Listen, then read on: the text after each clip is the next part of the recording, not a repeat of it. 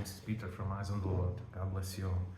I would like to talk today about the witchcraft that became kind of popular, I think, on TikTok. I saw just a video of a Christian woman who simply went through this topic, and she covered it nicely. I must say that I was really surprised what's going on in the world in this case, and that witchcraft and spell casting became something like consumer stuff, as we say, as you can just buy it on Etsy or somewhere for people to curse somebody, or they may be present it more like harmless as casting a love spell or so on. But even like young women are in a higher trending to, they started casting these spells on the men they like or love or so, to ensnare them or even manipulate them. And this has become a trend that it's even mentioned in Timothy and so on in Bible regarding the rise of sorcery in the end times. You know, it's not explicitly mentioned in Bible like this, but you can totally read it between the lines and understand that sorcery and witchcraft will be very frequent in the last days, and we're in the last of the last days. So I just talked about what I saw and what I heard now, but like a message also to people who started practicing the witchcraft, or are like the first time users, and we can say you won't call it witchcraft, but just casting a spell of love or something like that on someone you want. So this might seem, and they really confirm it works, so I understand it works because these things are real and it happens in the spirit realm. What you do, you may do some little things in the physical realm, but they have a big impact in the spirit realm, and then in a way impact in the physical on the people and so on. But you don't understand the implications of what you're doing. And this is like if a little child started taking drugs, it seems to me like unknowingly, just for fun. This is the same thing, because it's a gateway to hell, basically. And how can it be that such a seemingly innocent spell with some letter that you write on and put some blood there, as I heard, can cause these issues? Because it's an entryway to the much darker path. It's a start, and a very bad start, I would say.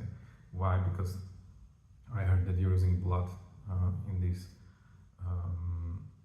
spells, like when you want it to be strong, put some photo and blood and writing on the name of the person. And as soon as I heard it, I knew that it's a big problem, because when you use blood in the spirit realm, it means you're sacrificing for demons, you know. And when you're sacrificing this way, you're inviting entities to basically help you out with the thing you want, but also you are getting in a bondage with them. And you might think that nothing will happen and so on, but it's already starting, and this will just get you further into chaos, because it might start like this, that the demon, you don't know that it's a demon, but it's really a spirit. The demon is trying to help, is helping you out with something you want, like you want to seduce somebody or something like that, and it works. You're like surprised, but you will be interested, and the demon will try to ensnare you now with his legal rights to your life, to whisper to you to do something more, you know, and to do more and more and more, and then he will be gaining more legal rights and bigger access to you as a person, and even to a family or to somebody who you cursed this way. And you will walk in sin by doing any of these spells, because it's a great sin, a rebellion before God. So now they will have more gates to come to you, and eventually they will be kind of grooming you to enter you, you know. That was happening, that they will possess you in the end. And at the beginning it might seem that nothing's happening, you're just lucky, happy, and enjoying the fruit of your spells, but later on you might, everybody who started like this and got to witchcraft further found out that he's in bondage and has now problems to get out when it starts to be creepy. And creepy will surely start because the demons, though they're helping you, they want to kill you and own you, you know, and torment you. If they cannot kill, they want to torment you, but the ultimate goal is to kill you, and then get you to hell, where they can torment you for 1,000 years, basically, based on the Bible. And after that 1,000 years, you will be thrown to the fiery lake to burn forever. So this is like a destiny I'm not sure anyone wants.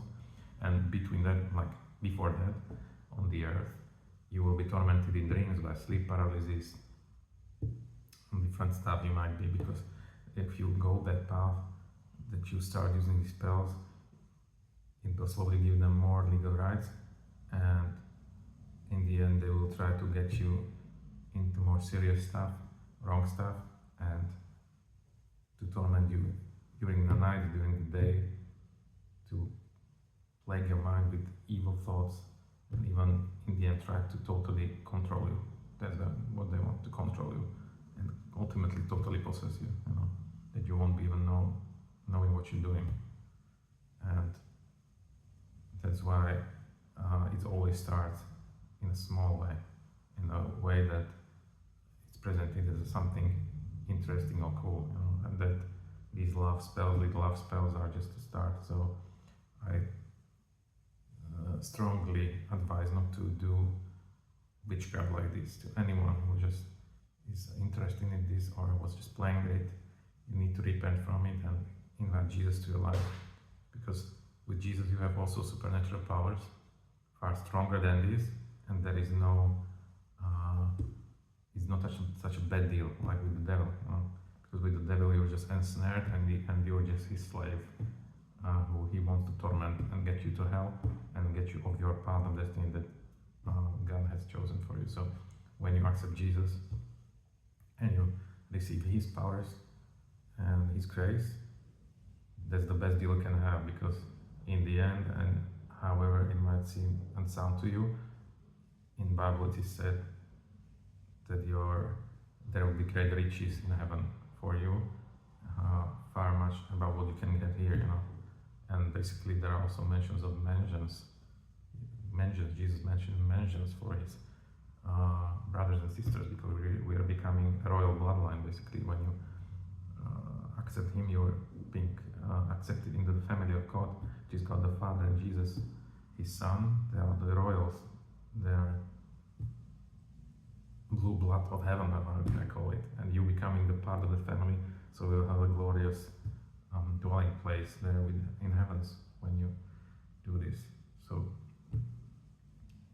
and even strength on this earth to proclaim his kingdom and to bind these demons, erase them from their lives, to destroy them basically, and you might have different gifts. Everybody has different gifts that manifest differently in him.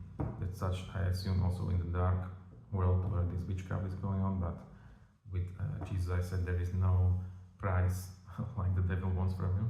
With Jesus, it's his grace and his power, and you can really sense stuff from the spirit realm. You can prophesy, see in the future. You can heal people strongly, or have a gift of faith that you will have such a strong faith that you don't even have to work on it like normally people do through Bible. Like different gifts, different seer gifts, or really supernatural stuff that is aimed by God to help build his kingdom here on earth, and to help with the great harvest, that's his ultimate will, the great harvest of souls. So you will be part of the kingdom, you'll be part like a soldier, part of a very structured organization of God's kingdom. So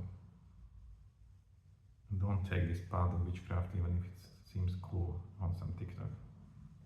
Yeah. See you next time. I'll be talking about more topics, similar topics, and also new topics. Thank you for watching. Bye bye.